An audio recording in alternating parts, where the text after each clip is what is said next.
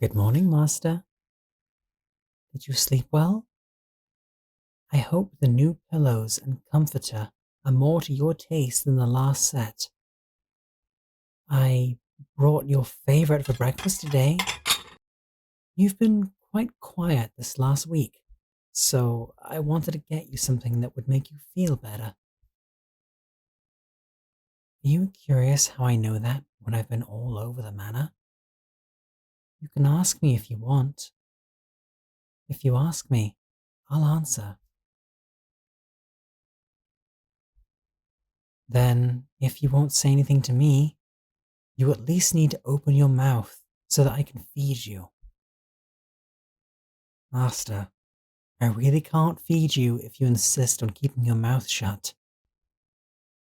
I don't want to force your mouth open with my hands.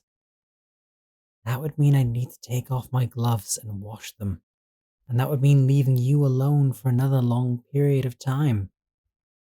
You haven't been eating much either, so I'd like you to eat something soon.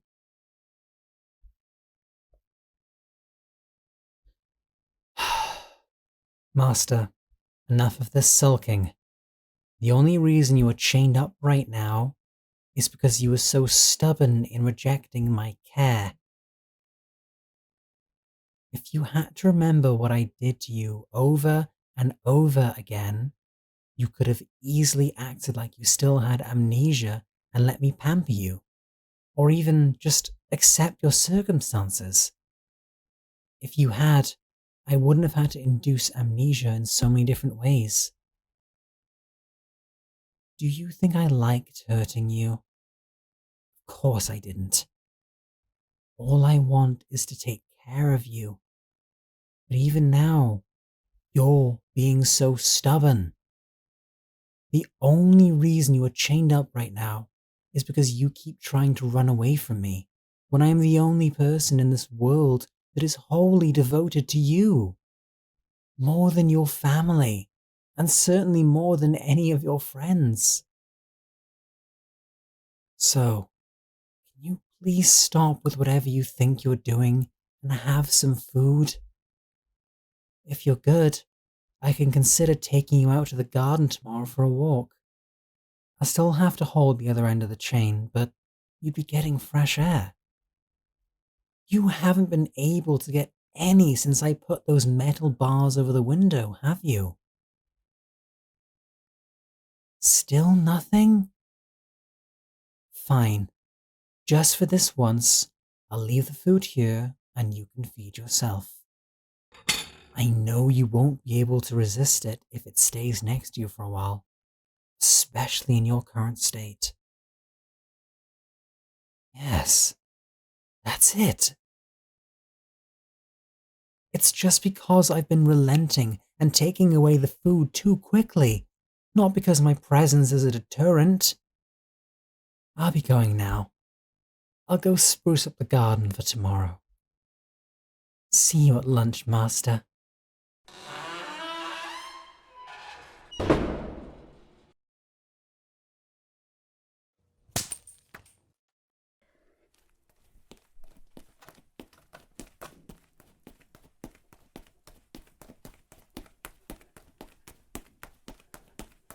Master? Master?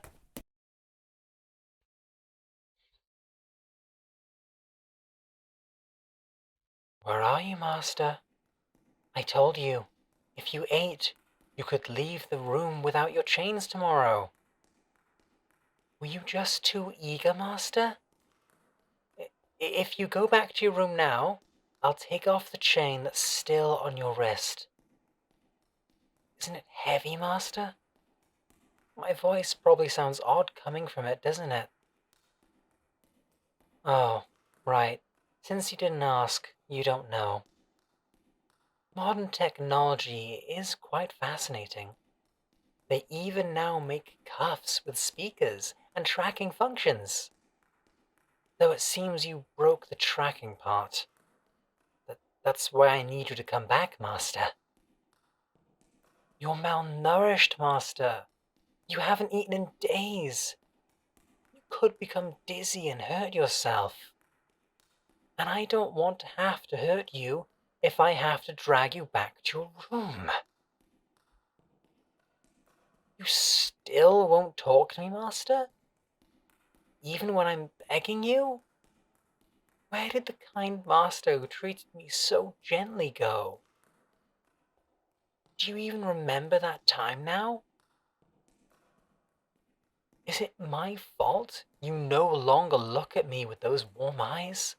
Because of how many times I've tried to make you forget the painful past? Let me try telling you a story to come back to your senses, Master. A tale that desperately needs you to give it a happy ending.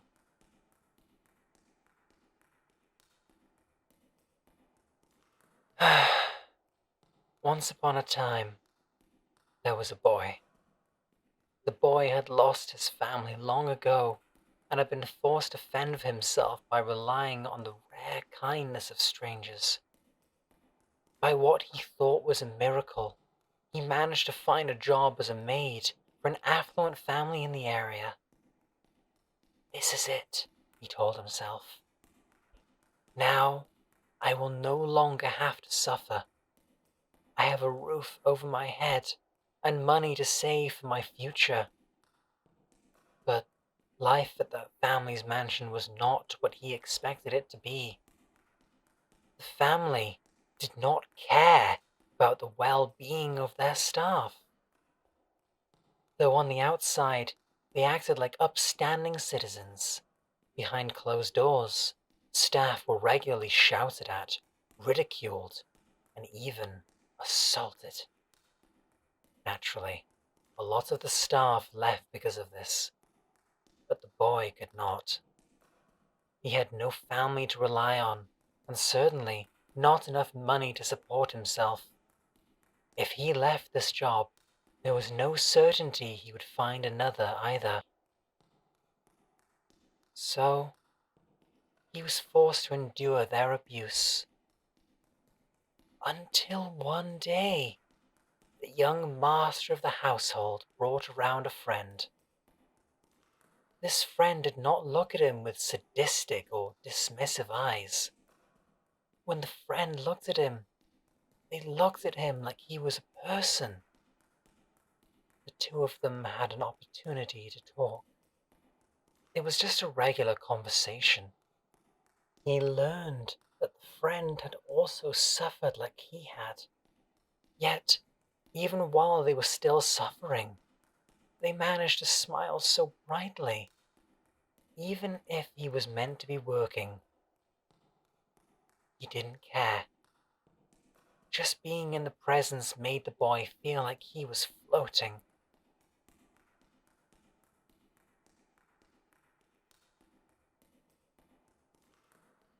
He was happy to take his time with his duties, as long as it meant he could be around them longer.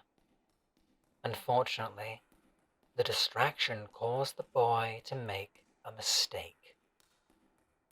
But when his masters at the time went to yell at him, the friend tried to take the blame and stood up for him. It didn't stop the punishment. But that was the moment the maid realized the floating feeling he felt was true love for the friend. He thought, why do I have to suffer working for a cruel master when I could be with such a loving master instead? So he plotted his way to make his dreams a reality. One by one, he managed to dispose of the wrongful masters.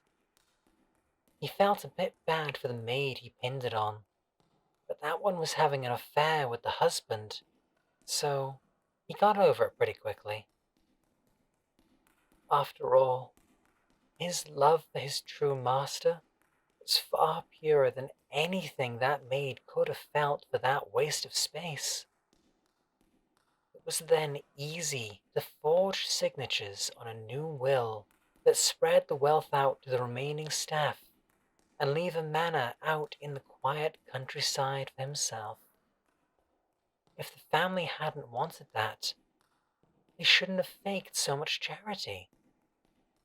And now, he's ready to finally start truly living his life with the master he adores. But now, you're trying to run away from me. You stopped running. I'm guessing you're about to leave. I'm on my way over. Please, don't leave me. I care about you. I want to pamper and spoil you. Return the kindness you showed me when no one else would. I love you. Please, stay.